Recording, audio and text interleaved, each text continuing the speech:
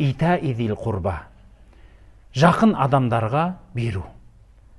Бірақ Алла тағала осы сөзбенен тек қана жақындарыңа бер деген сөз емес.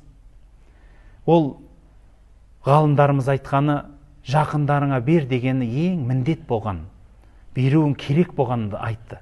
Ал қалған адамдарға сен онсыз да бересің ғой. Өйткені зекетті сен жағдайы төмен адамды іздеп жүріп бересің. Садақаны алдыңа келіп мұқтаж жандарға бересің. Ал ағайын туысыңа сен соларға жақсылық жасау, бұл Алланың сіз бен бізге беріп қойған уәжібі екен. Ағайын туыстарыңызға қарасу.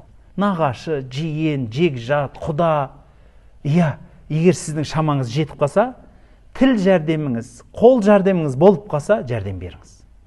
Алла үшін жәрдем берсеңіз, Алладан әрдайым қайтады. Пайғамбарымыз сол үшін айтады. Жасың ұзақ болсын десең, ағайындарыңмен аралас дейді.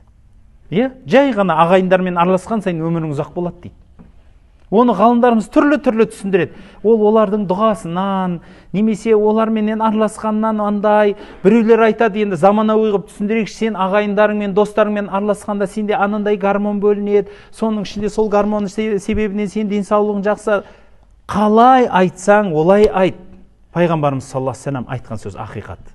Ағайын туыспен араластың ба, өмірің ұзақ болады.